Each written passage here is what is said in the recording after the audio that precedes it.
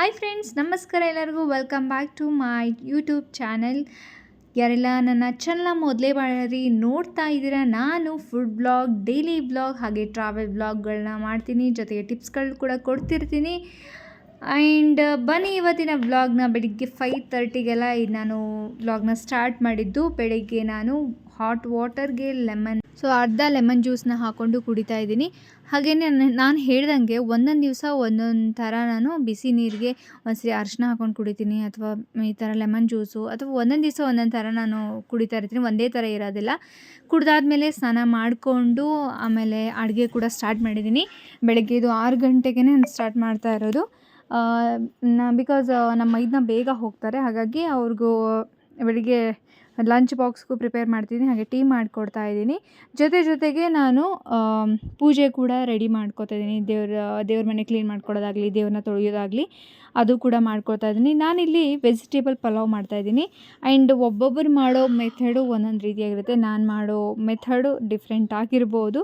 ನಾನು ಮಾಡ್ತಾಯಿದ್ದೀನಿ ಅಂದರೆ ತುಂಬಾ ಫಾಸ್ಟಾಗಿ, ಅಂದರೆ ಎಲ್ಲರಿಗೂ ಗೊತ್ತೇ ಇರುತ್ತೆ ಹೇಗೆ ಮಾಡಬೇಕು ಅನ್ನೋದನ್ನು. ಇಲ್ಲಿ ತೋರಿಸ್ತಾ ಇದ್ದೀನಿ. ತರಕಾರಿನ ಒಂದು 4 ಥರ ನಾನಿಲ್ಲಿ ಬಳಸ್ತಾ ಇರೋದು.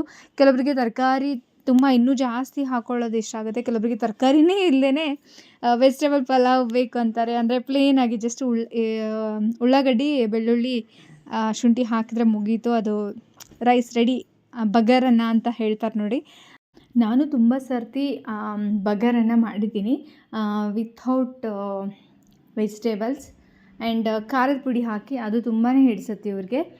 ಹಾಗಾಗಿ ಜಾಸ್ತಿ ಆವಾಗವಾಗ ಏನು ಮಾಡೋಕ್ಕೆ ಬೇಜಾರು ಅಂದಾಗ ಅದು ಮಾಡ್ತೀನಿ, ತುಂಬ ಚೆನ್ನಾಗಾಗುತ್ತೆ. ಸೊ ಟ್ರೈ ಮಾಡಿ.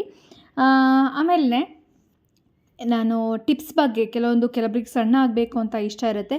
ಸೊ ಅವ್ರುಗಳಿಗೆ ನಾನು ಕೆಲವೊಂದು ಟಿಪ್ಸ್ಗಳಿಗೆ ಇನ್ನೊಂದು ವ್ಲಾಗ್ ಮಾಡ್ತೀನಿ.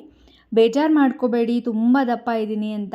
ಓವರ್ ವೇಟ್ ಆದರೆ ಮಾತ್ರ ನೀವು ಅದ್ರ ಬಗ್ಗೆ ನಿಮ್ಮ ದೇಹದ ಬಗ್ಗೆ ಯೋಚನೆ ಮಾಡಿ, ಅದರ ಬಿಟ್ಟು ತುಂಬಾ ದಪ್ಪ ಇದ್ದೀನಿ ಅಂತ ಯೋಚನೆ ಮಾಡೋಕ್ಕೆ ಹೋಗಬೇಡಿ. ಆ್ಯಂಡ್ ನಾನಿಲ್ಲಿ ಬಟರ್ ಫ್ರೂಟ್ ಜ್ಯೂಸನ್ನ 8 ಗಂಟೆಗೆ ಕುಡಿತಾ ಇದ್ದೀನಿ. ಪೂಜೆ ಎಲ್ಲ ಆಗಿತ್ತು, ಅದಾದಮೇಲೆ ನಾನಿಲ್ಲಿ ಬಟರ್ ಫ್ರೂಟ್ ಜ್ಯೂಸ್ ಕುಡಿತಾ ಇದ್ದೀನಿ. ಜೊತೆಗೆ ಮಗಳು ಕೂಡ ಎದ್ದಿದ್ಲು, ಅವಳು ಆಟ ಆಡ್ಕೊಳ್ತಾ ಇದ್ಲು ಅವರ ಅಪ್ಪ ಜೊತೆ. ಅದಾದಮೇಲೆ ಎಲ್ಲರನ್ನೂ ಆಫೀಸ್ ಕಳಿಸಿ, ನಾವು ಸ್ವಲ್ಪ ಹೊತ್ತು ಆಟ ಆಡಿ, ಆಮೇಲೆ ಮಗುನ ಮಲಗಿಸಿ, ಬೇರೆ ಕೆಲಸ ಎಲ್ಲ ಮುಗಿಸಿ, ಮಧ್ಯಾಹ್ನ ಊಟ ಮುಗಿಸ್ಕೊಂಡು ಮಗುನ ಕೂಡ ಮಲಗಿಸಿ, ಮತ್ತು ಸಂಜೆ 4 ಗಂಟೆಗೆ ಅಡುಗೆ ಸ್ಟಾರ್ಟ್ ಮಾಡ್ತಾಯಿದ್ದೀನಿ.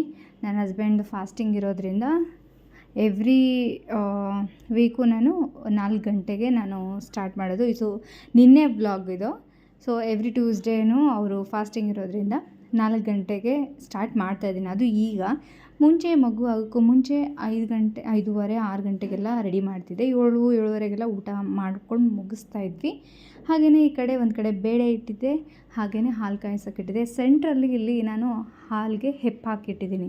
ವೆದರ್ ತುಂಬಾ ತಂಪಾಗಿರೋದ್ರಿಂದ ಮೊಸರು ಬೇಗ ಆಗ್ತಿಲ್ಲ ಅಂತ ನಾನು ಸ್ವಲ್ಪ ಬಿಸಿ ತಾಗುತ್ತೆ, ಬೇಗ ಮೊಸರಾಗುತ್ತೆ ಅನ್ನೋ ಕಾರಣಕ್ಕೆ ನಾನು ಅಲ್ಲಿಟ್ಟಿದ್ದೀನಿ.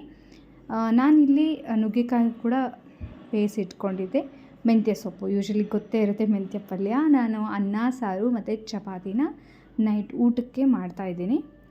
ಸೊ ಫುಲ್ ಬೆಳಿಗ್ಗೆ ನೋಡಿದ್ರಲ್ಲ, ನಾನು ಜಸ್ಟ್ ವೆಜಿಟೇಬಲ್ ಬಾತ್ ಮಾಡಿದ್ದೆ. ಹಾಗಾಗಿ ಆಮೇಲೆ ಬ್ರೇಕ್ಫಾಸ್ಟ್ಗೆ ಅವಲಕ್ಕಿ ಮಾಡಿದ್ದೆ. ವಿಡಿಯೋನ ನಾನು ತೆಗಿಯೋಕ್ಕಾಗಿಲ್ಲ.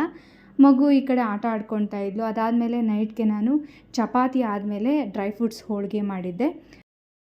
ಸೊ ಹಂಗೆ ಊಟದ ಜೊತೆ ಈ ಕಡೆ ಬಿಸಿ ಬಿಸಿ ಹೋಳಿಗೆ ಕೂಡ ರೆಡಿ ಮಾಡ್ತಾಯಿದ್ದೀನಿ. ಡ್ರೈ ಫ್ರೂಟ್ಸ್ ಹೋಳಿಗೆ ಅಂತ ಸಖತ್ತಾಗಿರುತ್ತೆ. ಲಾಸ್ಟ್ ಇಯರು ಕೂಡ ನಾನು ಮಗು ಹೊಟ್ಟೆಲಿದ್ದಾಗ ಸ್ವೀಟ್ ಅಂತ ಅಷ್ಟು ಇಷ್ಟಪಡೋ ಅಂಥದ್ದು ಯಾವುದೂ ಇರಲಿಲ್ಲ. ಡ್ರೈ ಫ್ರೂಟ್ಸ್ ಲಡ್ಡು ತಿಂತಿದ್ದೆ, ಅದು ಬಿಟ್ಟರೆ ಹೋಳಿಗೆನೇ ತುಂಬ ಇಷ್ಟಪಟ್ಟು ತಿಂತಿದ್ದೆ. ಸೊ ನಿಮಗೂ ಕೂಡ ಹೋಳಿಗೆ ಇಷ್ಟ ಆಗುತ್ತೆ.